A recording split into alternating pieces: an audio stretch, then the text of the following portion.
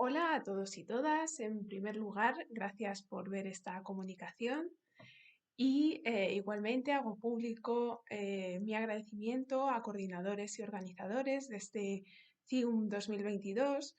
Gracias a su esfuerzo, este encuentro virtual se hace posible en la plataforma Artium Congresos y en particular gracias a la doctora Beatriz Garrido Ramos por coordinar el Simposio de Humanidades Digitales.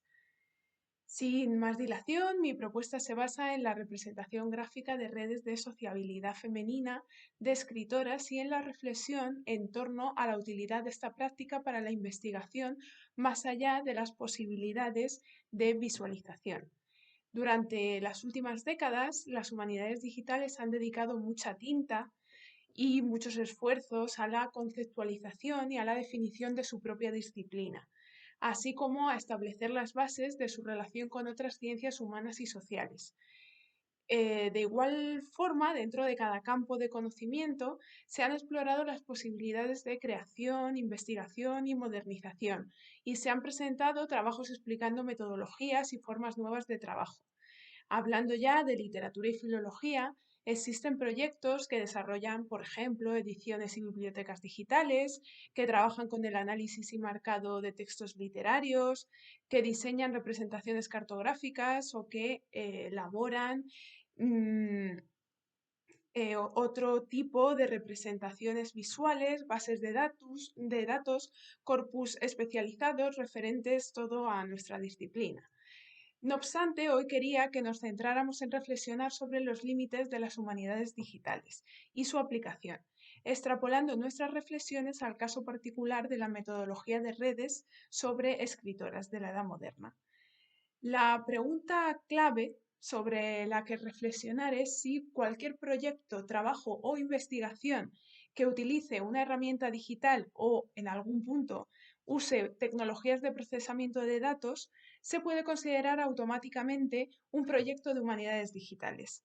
Si aceptáramos esta premisa, sería muy complicado excluir de esta concepción de las humanidades digitales a un proyecto que simplemente recopilara sus resultados en un entorno web con el objetivo de dar difusión a sus investigaciones o a trabajos que utilizan herramientas básicas de representación visual de contenidos, ¿no?, para divulgar sus resultados, por ejemplo, un simple gráfico.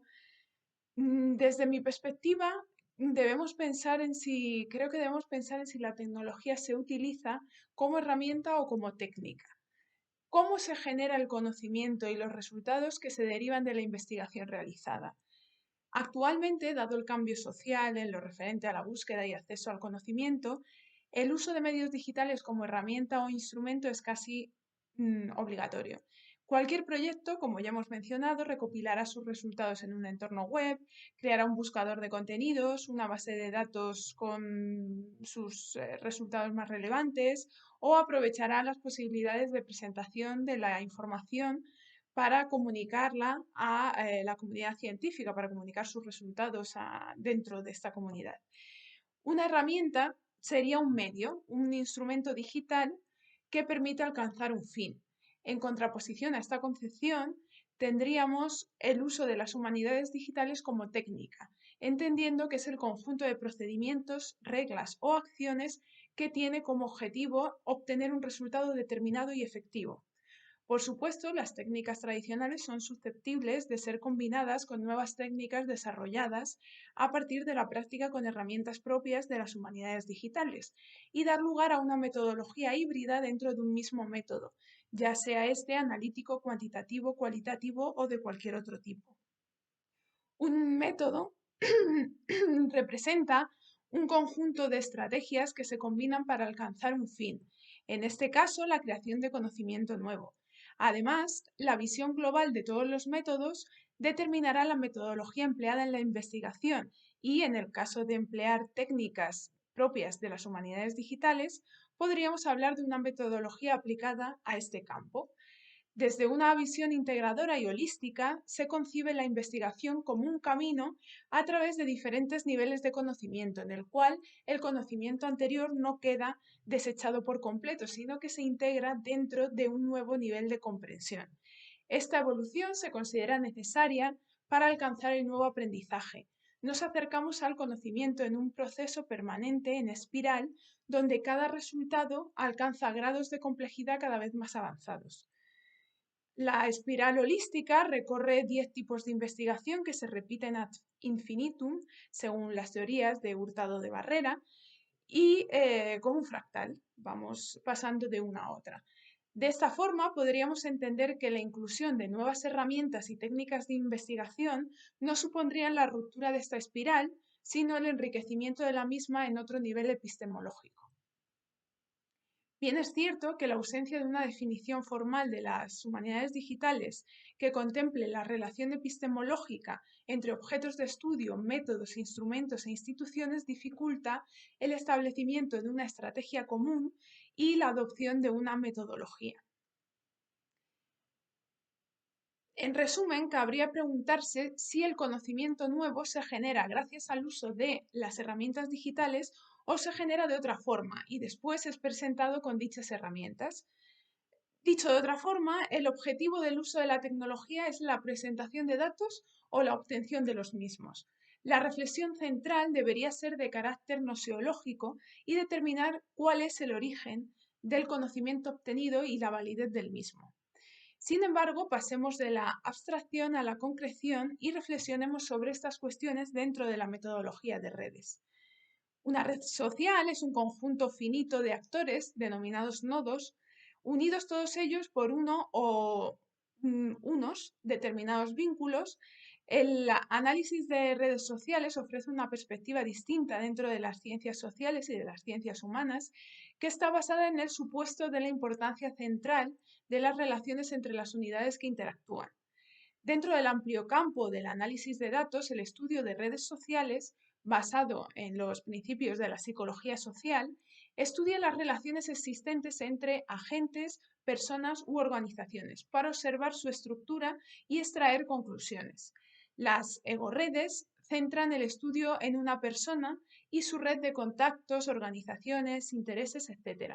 En el caso de las escritoras, como bien se explica desde el proyecto Vieses, la metodología de redes ha ofrecido nuevas perspectivas en el estudio de la escritura femenina, por su capacidad de vincular información apenas estructurada anteriormente, a causa de la frecuente falta de datos sobre las mujeres y sus contextos de actuación, configurando así un mapa que permite atisbar e intuir relaciones y motivaciones que de otra manera resultarían imperceptibles.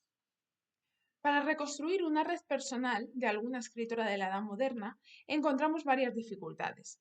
La falta de fuentes, la selección y el uso de documentación adecuada, la identificación clara de las relaciones sociales, tanto familiares como profesionales o personales de la autora, y además la correcta ejecución en la propia construcción de la red.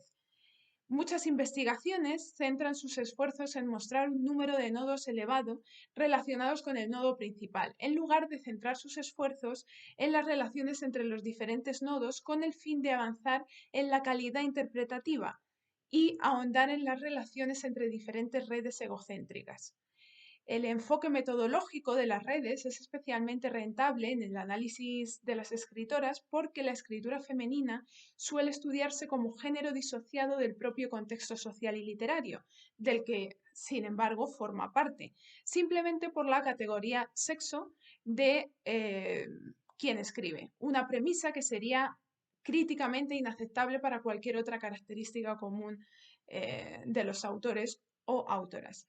Sin embargo, es cierto que las obras de escritoras comparten la desestabilización del horizonte de expectativas cultural, pues dada su condición de mujeres necesitaban validar su autoritas a partir de diversas técnicas de legitimación autorial, que se ponen en funcionamiento en el proceso de impresión de sus obras. En primer lugar, mostraré una red de la autora María Jesús de Ágreda, basada en la información extraída de paratextos de varias de sus obras y de información procedente de su biografía y de sus epistolarios. Para la representación gráfica de la red se utiliza el programa Visone. Se elige esta herramienta por su potencia para representar de manera clara redes de tamaño medio. Es una red de modo 1, por lo que todos los nodos son personas, y por otro lado las relaciones entre ellas se considera que no son dirigidas. Para clarificar más el tipo de relación entre los nodos, se determina un peso o intensidad a estas relaciones, que pueden ser de tres tipos. La primera, la relación editorial, es la que menos peso tiene, pues es la que se infiere de la presencia de una persona en los paratextos de la edición de sus obras. La segunda en importancia sería la relación personal. Se entiende que todas las personas que conocieron a la monja o que mantuvieron una correspondencia con ella están de esta manera conectadas. Por último, se considera la relación más importante la familiar, y en este tipo de relación también se incluye la relación confesor-monja por la importancia que tiene dentro de la vida de estas mujeres.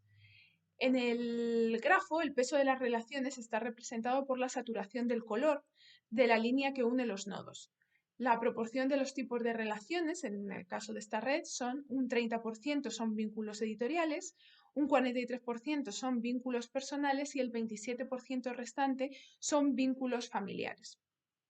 Los atributos que se han contemplado para cada nodo son sexo, masculino o femenino, la condición, entendiendo condición como seglar o religioso, y dentro de los religiosos la orden, aunque bien es cierto que en este caso solo se distingue entre franciscanos y el resto de órdenes por la evidente razón de que la escritora estudiada se relaciona más con miembros de su propia orden.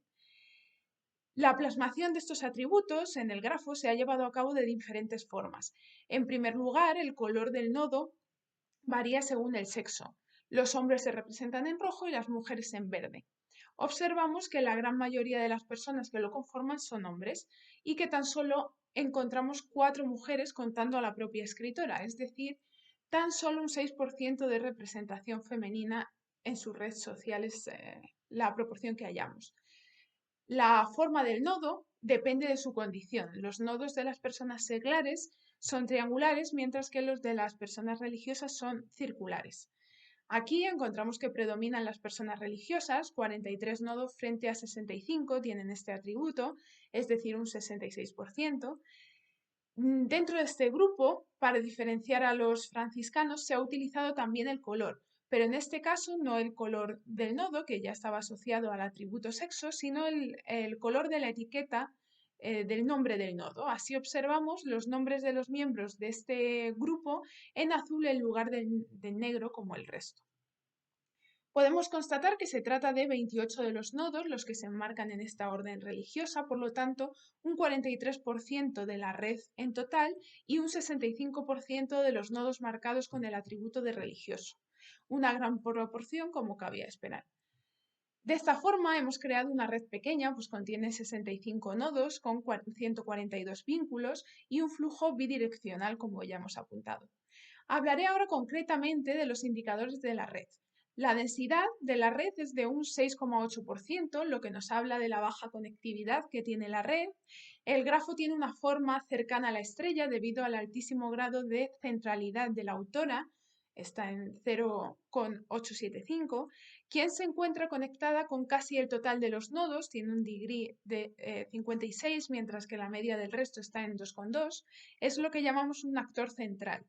La centralidad de grado es el número de actores con los que un nodo se vincula. Es una medida de centralidad que agrupa a los actores por el número de relaciones adyacentes, es decir, aquellas relaciones de dos nodos conectados directamente por un enlace. Consecuencia de esto es el alto grado de centralización de la red y el alto grado de intermediación de la escritora. Por otra parte, la distancia geodésica mediana es de 2 vínculos. En otras palabras, el camino geodésico más habitual para unir dos nodos no conectados entre sí suele ser pasar por un actor puente. La centralidad de cercanía, también denominada de distancia, se centra en analizar cómo de cercano está un actor con respecto a todos los actores de la red. Como digo, Sor María Jesús de Ágreda es el principal actor puente, pero también encontramos algunos otros nodos que destacan en este aspecto. Estos datos nos muestran que debido a la baja conectividad, ante la falta de ciertos nodos, la red se encontraría ante un agujero estructural, a pesar de no tener ningún nodo suelto actualmente. La falta de un solo nodo podría generar muchísimos agujeros estructurales. Otro elemento sugerente en el que fijarnos en la red es el grado de modularidad, que, pese a los indicadores dados, es posible ver un entramado de subredes a partir del grafo estudiado. Mide la facilidad con la que se puede descomponer una red en comunidades modulares. Un nivel alto de modularidad indica una estructura interna sofisticada. Esta estructura, a menudo llamada estructura de comunidades, describe cómo la red está compartimentada en subredes. Se ha demostrado que estas subredes o comunidades tienen un significado en el mundo real. Hemos adaptado la representación del grafo para determinar los clústeres y hemos obtenido lo que observamos aquí.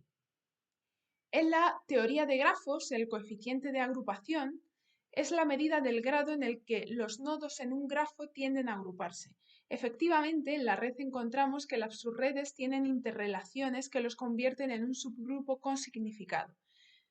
Veamos ahora otro ejemplo, el de la escritora Beatriz de Aguilar, elaborado a partir de los datos que se han obtenido de varios documentos sin publicar ni editar conservados en la Real Academia de la Historia, así como de las informaciones que se nos proporciona en el paratexto de su única obra publicada.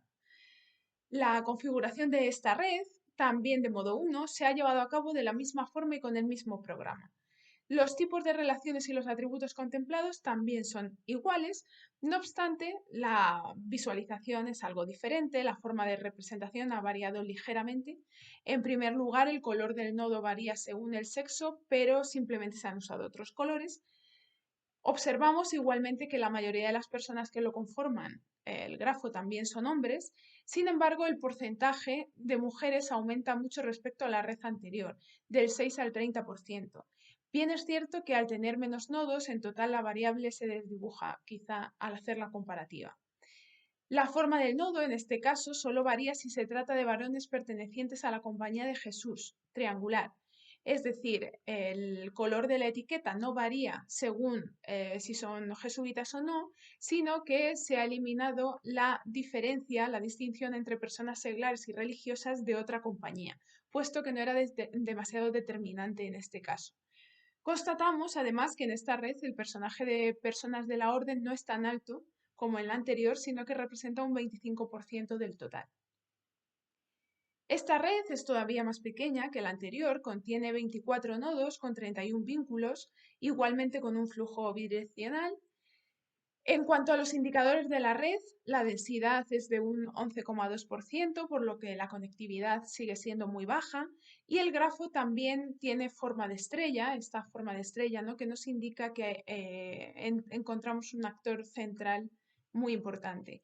El grado de centralidad de la autora es todavía mayor que antes, 0,937, por lo que igualmente estamos ante una red con un alto grado de centralización y de intermediación de la escritora. Eso sí, en este caso, el análisis de los clústeres, que también tienen un significado, es en parte novedoso y procura posibles nuevas interpretaciones y propone vías complementarias para la investigación sobre Beatriz de Aguilar. Tras la presentación de estos dos ejemplos, la idea que quiero desarrollar es la diferencia de resultados tras realizar el grafo de la autora.